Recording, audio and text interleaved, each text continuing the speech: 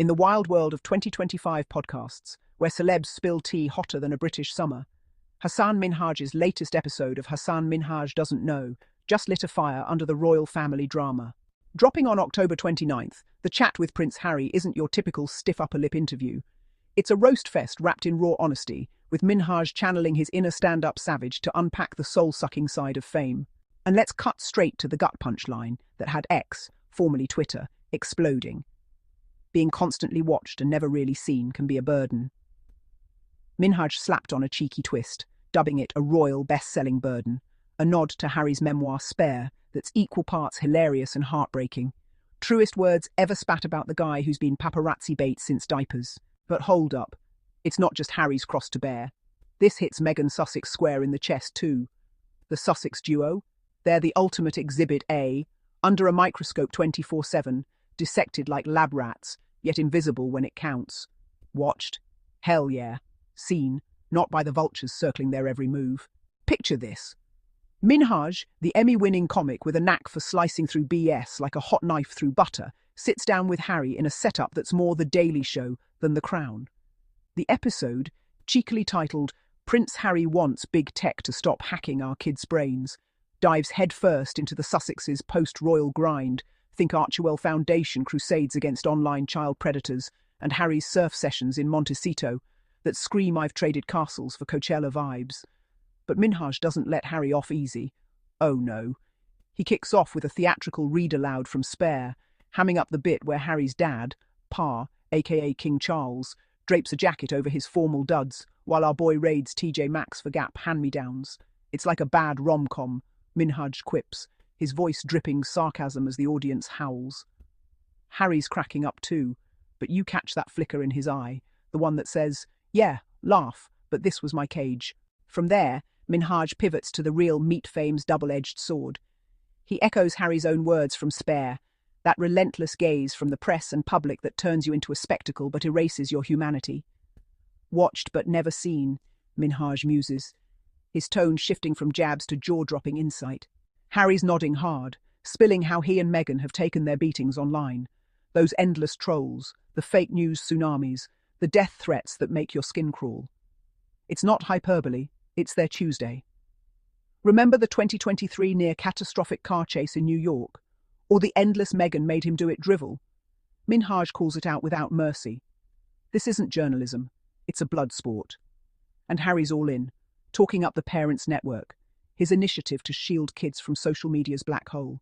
We've got to slow-roll Archie and Lily's screen time, he says, voice steady but eyes fierce. At 6 and 4, his kids are off-limits in this digital dumpster fire, for now. But here's where Minhaj spits pure fire, extending that burden to Meghan Sussex. Yeah, I said Sussex, not that outdated Markle tag the tabloids cling to like a security blanket. Meghan's not some side character in Harry's hero arc. She's the co-pilot who's been torched worse than a witch trial. Minhaj doesn't name-drop her outright in the clip that's blowing up X, but the subtext screams it. Harry's tales of online savagery. They're their stories, shared scars from a marriage the world loves to hate-watch.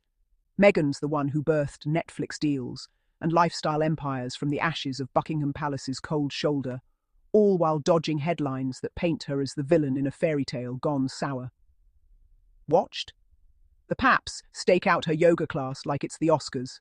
Seen? Please. The same rags that obsess over her strawberry jam nails ignore her Archewell speeches on mental health that could rewrite policy. Come on, we all know who they are.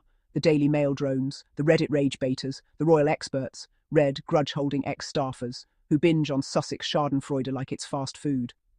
These clowns devour every pixel, Harry's polo pics, Meghan's book club pics, but miss the forest for the filler. They watch the Invictus Games triumphs but see only the taxpayer rip-off. They gawk at Meghan Sussex's Netflix docuseries but blind themselves to her raw takedown of institutional bias. It's voyeurism dressed as virtue, a one-way mirror where the Sussexes bleed authenticity and the audience applauds the wounds. Minhaj nails it.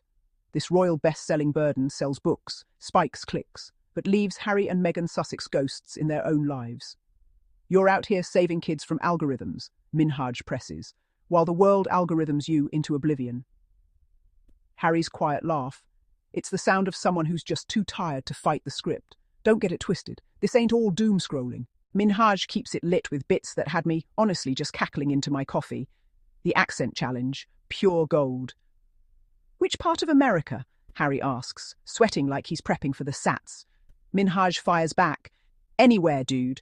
And then, cue Harry mangling, I ordered breadsticks with ranch dressing at Applebee's, in a twang that's, well, half cowboy, half confused tourist. The crowd absolutely loses it. Backstage giggles just erupt as he nails a yee-haw that sounds like, I don't know, a polite sneeze. Then comes the Cybertruck zinger. Hey, do you like my Cybertruck? Harry's delivery? Peak awkward Brit in LA, and Minhaj's fake shushing the laughs only amps up the chaos. But the real gem.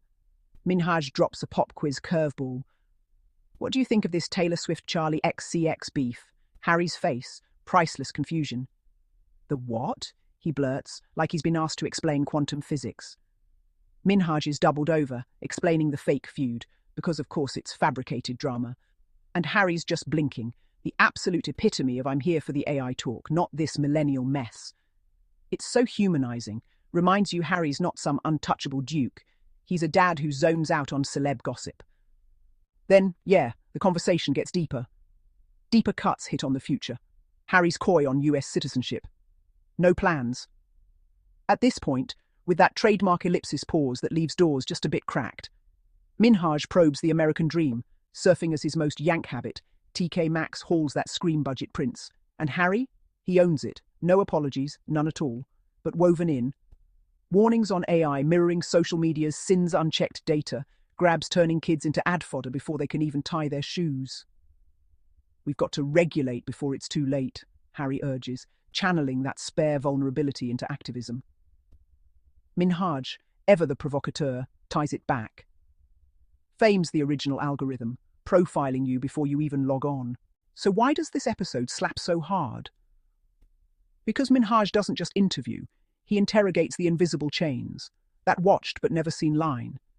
It's a manifesto for the Sussex's exile, Harry grinding through therapy breakthroughs and polo fields, Meghan Sussex building empires from empathy, both under sniper fire from spectators who wouldn't know resilience if it bit them.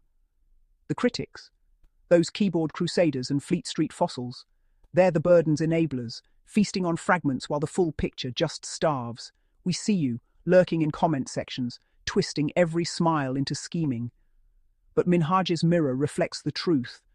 Harry's not fleeing, he's fighting smarter. Meghan Sussex isn't hiding, she's healing louder. In a media meat grinder that chews up royals and spits out headlines, this podcast is a breath of fire, sure, but fresh air too. Words can't capture the full roast to revelation arc, but damn if it doesn't make you root harder for the pair dodging the glare. Harry's confusion over pop beefs, adorable. His resolve on kids' safety, ironclad. And Meghan, she's the unspoken force, the Sussex spark that keeps the whole thing electric. Watch it, laugh it, learn from it. Because in the end, being seen starts with seeing back. No more half-assed gazing from the cheap seats. The Sussexes deserve the full view, or nothing at all.